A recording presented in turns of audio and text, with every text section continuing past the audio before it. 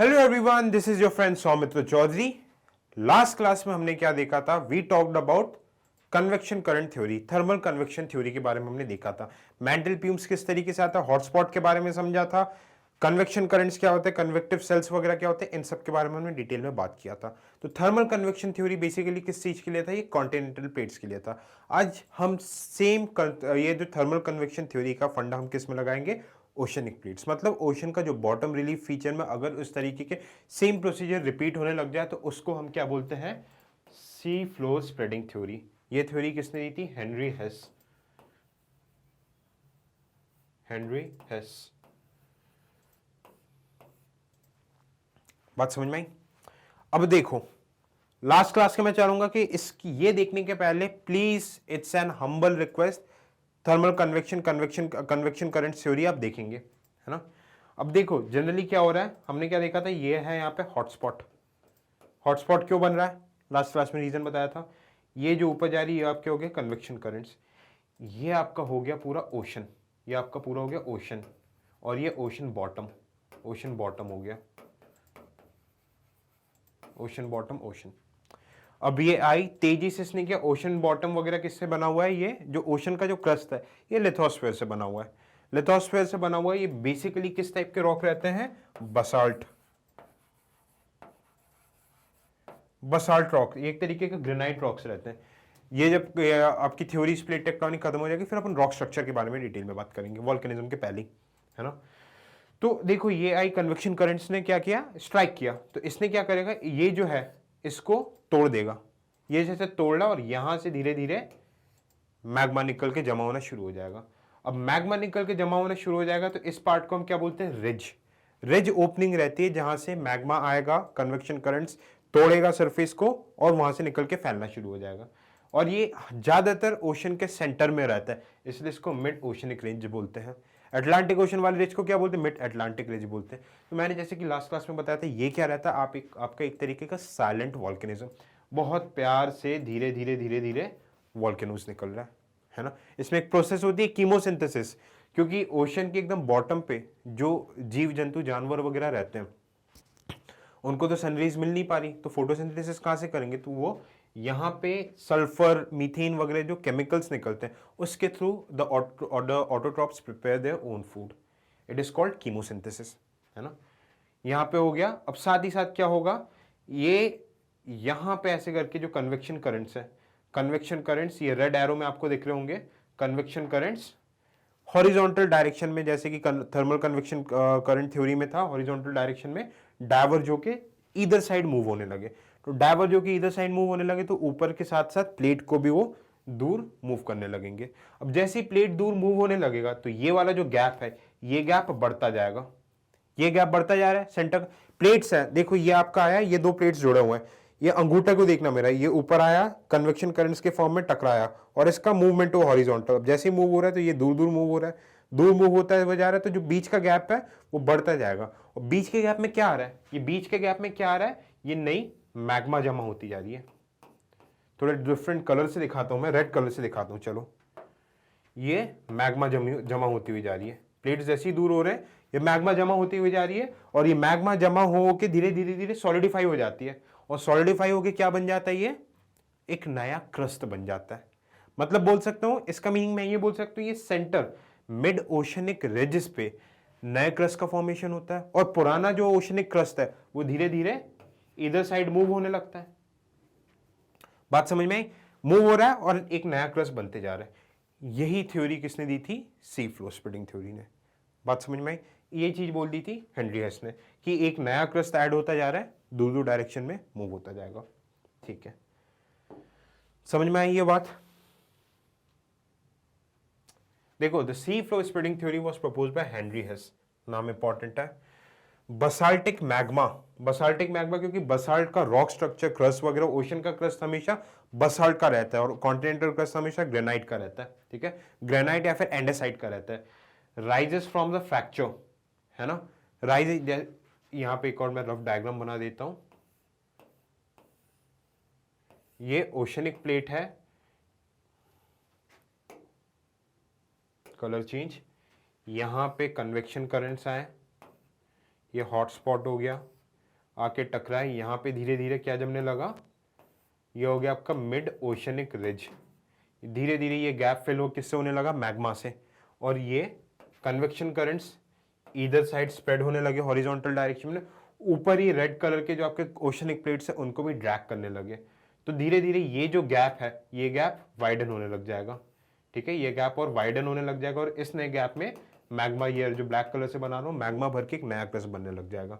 Okay, the basalt magma rises from the fracture, this is called fracture A, fracture and cools on the ocean floor to form a new sea floor. The newly formed sea floor moves away from the ridge. ये नया जो floor बनता जा रहा है, ठीक है, नया फ्लोर बनता जा रहा है, ये धीरे धीरे रिज से दूर होता जाएगा। ये फ्लोर बना, यहाँ पे देखो एक नया फ्लोर बना, ये फ्लोर उस तरफ मूव होता गया और नया न्यू फ्लोर बनता गया। बात समझ में आ रही है? The newly formed sea floor moves away from the ridge, बना और दूर होता गया, बन रहा है, दूर होता जा रहा है, and its place is taken by an even newer floor. Clear? And the cycle repeats. ऐसे करके साइकिल चलता रहेगा, पुराना फ्लोर दूर दूर दूर दूर दूर दूर जाता जाएगा, नया फ्लोर सेंटर में बन जाएगा, फिर वो भी पुराना होकर दूर दूर जाता रहेगा, ये साइकिल रिपीट होता जाएगा। With the time, the older rocks are separated farther away from the spreading zone, while the younger rocks will be found nearer to the spreading zone.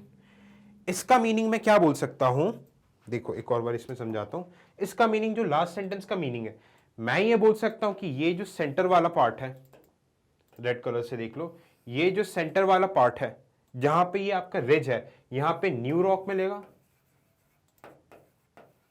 क्यों? नई रॉक नीचे से आके बनती जा रही है, और जितना मैं इस रिज से दूर जाते जाऊंगा तो रॉक की एज उतनी बढ़ती जाएगी, मतलब रॉक उतना ही पुराना होता जाएगा।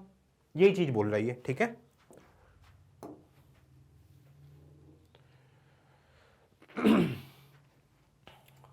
ठीक है, अब देखो इसमें पैलियोमैग्नेटिक एविडेंस की बात कर रही है कि हेनरी हेस ने अपनी सीधी सी बात, उसने अलग से नई चीज कुछ नहीं बोली, उसने ये बोल दी कि भाई ऐसी ऐसी चीजें हो रही है, कन्वेक्शन करंट्स आ रहे हैं, दूर स्प्रेड हो रहा है, नया क्रस्ट बन रहा है। अब क्यों हम मान ले कि ये इसने जो थ्योरी बोली वो बिल्कुल सच है, उसके एविडेंसेस के बारे में बात करना है ना। The record of earth's magnetic field with the help of magnetic fields recorded in the rock sediments, है ना। पैलियोमैग्नेटिक एविडेंस क्या रहता है कि रॉक्स के अंदर जो मैग्नेटिक फील्ड रिकॉर्ड होती है, जब भी कोई रॉक बनता है, नई क्रस्ट बनती है, उसके अंदर आयरन का मूवमेंट होता है तो एक मैग्नेटिक फील्ड बन जाती है, और वो एक तरीके से एक परमानेंट मैग्नेट बन जाता है, उसका एक north pole and south pole होता है, ठीक है। तो यही चीज इसमें बताई है। Rocks form under water volcanic activity are known as basalt rock, ठीक है, बसाल्ट रॉक बनता है, साइलेंट वॉल्केनिज्म। अब बसाल्ट रॉक की खास बात क्या रहती है, जो कि सी फ्लोर जिससे बनता है, इसमें सिलिकॉन कंटेंट कम रहता है और आयरन काफी ज्यादा रहता है, तो इसके वजह से ये क्या रहता है, बेसिक नेचर रहता है इसका। कॉन्टिनेंट के जो रॉक्स रहते हैं उसका एसिडिक नेचर रहता है, बात करेंगे हम उसके बारे में, ठीक है। अब देखो जैसे ये जो नई रॉक्स बन रही है, जो नई नई मतलब रॉक्स बन रही है, वो एक मैग्नेटिक फील्ड की पोलैरिटी एज्यूम करते जा रहा है। उस टाइम पे जो मैग्नेटिक फील्ड होगी, उस मैग्नेटिक फील्ड के डायरेक्शन को अपने अंदर ग्रहण करके वो रॉक जो स्ट्रक्चर जो बन रहा है, जो मतलब जो ओशनिक क्रस्ट बन रहा है, वो उसके अंदर परमानेंट हो जा रही है, ठीक है। The polarity of earth's magnetic field and magnetic field of reversals are thus detected by studying the rock of different ages, ठीक है। तो हम इससे पता चल जाता है कि मैग्नेटिक फील्ड की स्टडी कैसे होती है, कि उस टाइम पे जो मिड ओशनिक रिज पे जो मैग्नेटिक फील्ड बनी होगी, इधर साइड, दोनों साइड में मैग्नेटिक फील्ड उन दोनों की सेम होनी है। ऐसे नहीं समझ में आएगा, इसको मैं बता रहा हूं कैसे। देखो ये क्या बोल रहा है, ये आपका मान लो मिड ओशनिक रिज है, ठीक है। ये मिड ओशनिक रिज से ये कॉन्टिनेंट आपका दूर जा रहा है, ठीक है। ये कन्वेक्शन करंट्स हो गए, कॉन्टिनेंट दूर जा रहा है, यहां पे नया मैग्मा जमा हो रहा है। थोड़ा कॉम्प्लिकेटेड है, आराम से समझना। नया मैग्मा जमा हो रहा है इसमें, यहां तक बात समझ में आ गई। अब ये जो नया मैग्मा जमा हो रहा है, ये सॉलिडिफाई होकर नया क्रस्ट बन जा रहा है, पुराना क्रस्ट इस तरफ मूव होता जा रहा है। अब ये एकदम सेंटर वाली लाइन क्या होगी, मिड ओशनिक रिज, जहां से मैग्मा निकल रहा है आपका। अब मैं देखूं, अगर यहां से सेंट्रल लाइन से 5 किलोमीटर दूर, ये मान लिया 5 किलोमीटर दूर, और इस साइड से भी 5 किलोमीटर दूर, अगर मैं इधर जो रॉक स्ट्रक्चर होगा, इसका अगर मैं मैग्नेटिक पोलैरिटी, मैग्नेटिक जो मैग्नेट का जो नेचर है उसको स्टडी करूं तो मेरे को एग्जैक्टली सेम मिलेगा। बात समझ में आई? एग्जैक्टली सेम मिलेगा। इसका मीनिंग क्या हो गया कि भाई ये जो दोनों ब्लैक पार्ट्स बने हैं ये एक टाइम पे कन्वर्ज होके एक टाइम पे ओरिजिनेट हुए होंगे, तो उस टाइम पे जो मैग्नेटिक फील्ड रही होगी अर्थ की वो मैग्नेटिक फील्ड इनने गेन कर ली होगी। और इसी तरीके से जब ये दूर हो गए, क्योंकि स्प्रेडिंग इक्वल वे में हो रही है, तो मैं देख रहा हूं 5 किलोमीटर दूर मिड ओशियनिक से दोनों की मैग्नेटिक फील्ड का जो डायरेक्शन वो सेम होगी। तो ये सबसे बड़ा एविडेंस हो गया कि हाँ भाई ये थ्योरी बिल्कुल सही है। इसी तरीके से अगर मैं 10 किलोमीटर पे देखूं, दोनों साइड के 10 किलोमीटर पे देखूं, तो क्या होगा, इधर की जो मैग्नेटिक फील्ड और इधर इसके जो रॉक्स की जो मैग्नेटिक फील्ड होगी क्रस्ट की, वो भी डिट्टो सेम होगी। क्यों? क्योंकि इससे क्या प्रूव हो रहा है कि 10 किलोमीटर दूर की जो रॉक्स एक टाइम पे साथ में बनी होगी और साथ में दूर होती हुई जा रही है, इक्वल टाइम पे इक्वल डिस्टेंस ट्रैवल किया है, और उस टाइम पे क्योंकि साथ में बना था तो एक जैसी मैग्नेटिक फील्ड का डायरेक्शन ने गेन कर लिया। ये हो गया आपका पैलियोमैग्नेटिक एविडेंस। जो ये सारी चीजें लिखी उसका क्रक्स एक्चुअली में ये है जो सपोर्ट करती है हेनरी हेस के सी फ्लो स्प्रेडिंग थ्योरी को। ठीक है, देखो पैलियोमैग्नेटिक रॉक्स से जो मैग्नेटिक फील्ड गेन कर लेती है, रॉक्स जिसके अंदर मैग्नेटिक रहता है, on either side of the oceanic ridges alternate magnetic rock stripes were flipped so that one stripe would be normal polarity and next would be reverse. इसका meaning क्या हुआ, 5 किलोमीटर एक डिस्टेंस पे अगर इसका मैग्नेटिक फील्ड क्या हो गया, नॉर्थ डायरेक्शन, ये नॉर्थ डायरेक्शन हो गया, इसका मैग्नेटिक नॉर्थ हो गया, तो नेक्स्ट वाला जो इसका क्या होगा, magnetic north south, geographical south direction होगा। मतलब मैग्नेटिक फील्ड रिवर्स होती रहती है। क्यों? क्योंकि अर्थ का मूवमेंट, अर्थ रोटेट हो रही है, रिवॉल्व हो रही है, आयरन का डायरेक्शन चेंज होता रह रहा है। ठीक है, तो मैग्नेटिक इसको क्या बोलते हैं, रिवर्सल। ऑल्टरनेट स्टेप्स में क्या होगा, मैग्नेटिक फील्ड की डायरेक्शन रिवर्स होती जाती है। अब ये देखो अर्थ के अंदर फिनोमेना होता है, इसलिए ऐसा होता ही है। ठीक है, palaeomagnetic rocks, palaeo denoting rocks on either side of the mid oceanic ocean और सबमरीन रिजेस। तो क्या रहता है, सबमरीन रिजेस मतलब सेम रिजेस हो गया। ईदर साइड में क्या होगा, ईदर साइड में इक्वल डिस्टेंस पे मैग्नेटिक जो पोलैरिटी रहेगी वो सेम रहेगी। मतलब कुल मिला के यही बातों को वो थोड़ा पॉश लैंग्वेज में बोल रहा है। बात समझ में आई? ठीक है, अब देखो यहां पे मैंने एग्जैक्ट आपको पिक्टोरियल फॉर्म में दिखा दिया। बहुत सिर्फ देखो इस पिक्चर को ध्यान देना, पूरी कहानी समझ में आ जाएगी। ये आपका क्या हो गया, मिड ओशनिक रिज, मैग्मा यहां पे आ रहा है। अब मैग्मा यहां पे आ रहा है तो ये क्या आपका जो सेंटर, जो काले वाली जो लाइन खिंची दिख रही है, ये आपका एक्चुअली में क्या हो गया, मिड ओशनिक रिज। यहां से धीरे धीरे धीरे बेसाल्टिक मैग्मा निकल रहा है। अब ये मान लो ये यहां से हो गया, ऑरेंज वाली पट्टी होगी 5 किलोमीटर, धीरे धीरे जो क्रस्ट होगा इस डायरेक्शन में मूव होने लग जाएगा, है ना। तो जो ऑरेंज वाले पट्टी का मैग्नेटिक फील्ड होगा वही इस साइड वाले ऑरेंज वाले पट्टी का मैग्नेटिक फील्ड होगा। मतलब दोनों साइड में इक्वल डिस्टेंस मैग्नेटिक फील्ड होगा। ठीक उसी तरह जो ये व्हाइट मैग्नेटिक फील्ड होगा और इस डायरेक्शन में ये व्हाइट वाला जो मैग्नेटिक फील्ड होगा, इसका डायरेक्शन भी, इसकी जो मैग्नेटिक पोलैरिटी भी सेम होगी और ऑरेंज वाले की रिवर्स होगी। ठीक है, मैग्नेटिक रिवर्सल्स। ठीक उसी तरह मान लो ये 10 किलोमीटर पे, ये भी 10 किलोमीटर पे येलो वाली पट्टी है रॉक की, सेंटर से 10 किलोमीटर डिस्टेंस है, सेंटर से 10 किलोमीटर डिस्टेंस है, तो इसकी भी मैग्नेटिक पोलैरिटी सेम होगी। तो ये this is the best evidence, ये सबसे कॉन्क्रीट एविडेंस है जो बता देता है कि सी फ्लो स्प्रेडिंग थ्योरी एकदम सही है। ठीक है, अब इसमें एक और चीज क्या बोल रहा है, उसी चीज को देखो पूरे एलैबोरेट कर रहा है। Ridges closer to mid oceanic ridges have normal polarity and the youngest and the age of the rocks increases as one moves away from the crust। देखो सबसे यंग कौन होगा इसमें, ये मैग्मा आया, कन्वेक्शन करंट्स आए, सबसे यंग होगा ये लाल वाली पट्टी। लाल वाली पट्टी क्यों, क्योंकि ये सबसे क्लोजेस्ट है और ये वही मैग्नेटिक फील्ड लेगी जो उस टाइम पे रिज पे होगी। रिज में जिस डायरेक्शन में आयरन का मूवमेंट हो रहा होगा वही मैग्नेटिक फील्ड ये गेन कर लेगी। ठीक है, अब जैसे मैं इधर साइड जाते रहूंगा, जैसे ही मैं इस तरफ जाते रहूंगा तो एज रॉक्स की बढ़ती जाएगी। सबसे बुढ़ा कौन होगा इसमें, येलो और ये व्हाइट वाला, सबसे बुढ़ा रॉक ये वाला होगा। नया रॉक इसमें ऐड होते हुए जा रहा है। ओके,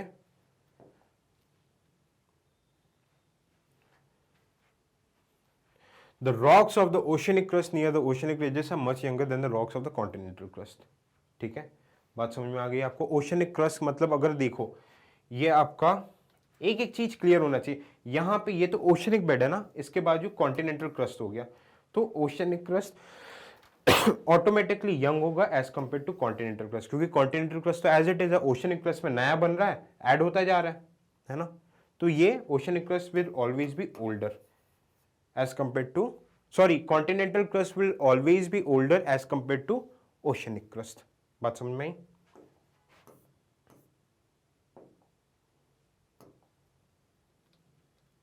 ठीक है, तो ये वाली चीजें वगैरह बता दी गई। अब देखो इसका एक बहुत तगड़ा क्रिटिसिज्म,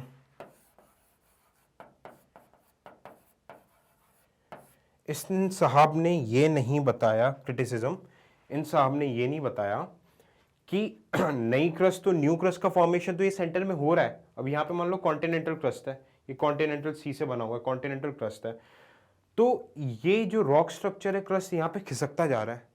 अब जब ये कॉन्टिनेंट के क्रस्ट के साथ टकराएगा जिसके साइड में, तब क्या होगा, अर्थ का जो सरफेस एरिया वो तो कांस्टेंट है, पर यहाँ पे तो आप नए नए रॉक स्ट्रक्चर जो सरफेस एरिया को बढ़ाते ही जा रहे हो, न्यू क्रस्ट को ऐड ऑन ही करते जा रहे हो।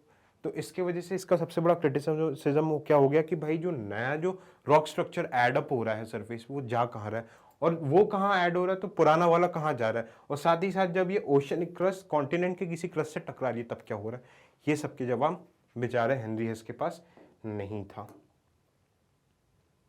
ठीक है, हेनरी हेस के पास नहीं थे, ये सबसे बड़ा क्रिटिसिज्म। और इनने फॉर्मेशन ऑफ ट्रेंच भी नहीं एक्सप्लेन किया कि ओशन में ट्रेंच, सबमरीन कैनल्स और ओशन के अंदर के फीचर्स वगैरह कैसे बनते हैं। ये दो बहुत बड़े क्रिटिसिज्म किसके हो गए, सी फ्लो स्प्रेडिंग थ्योरी के।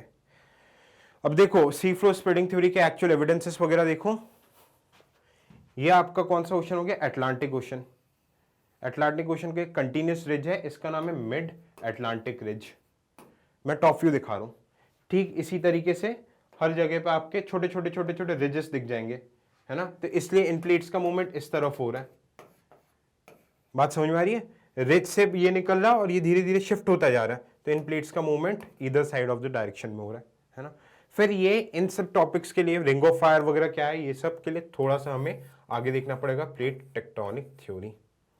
तो यहां पे हमने बात खत्म की सी फ्लो स्प्रेडिंग थ्योरी। अगला अपना सबसे इंपॉर्टेंट क्लास है, we would be talking about plate tectonic theory. फिर ये टॉपिक ही खत्म, फिर हम वॉल्केनोज, फिर ज्यादा नहीं बचेगा, छोटे मोटे और टॉपिक्स है, वॉल्केनोज, अर्थक्वेक्स वगैरह ये सब करके फिर जियोलॉजिकल लैंडफॉर्म्स वगैरह, फिर अपना जियोमॉर्फोलॉजी खलास। नेक्स्ट टॉपिक हम आप जैसा बोलेंगे कमेंट्स में, जैसा डिमांड करेंगे, या तो वर्ल्ड ज्योग्राफी, वर्ल्ड मैपिंग भी शुरू कर सकते हैं, इंडियन ज्योग्राफी भी शुरू कर सकते हैं, या फिर इसके कंटिन्यूशन में क्लाइमेटोलॉजी में।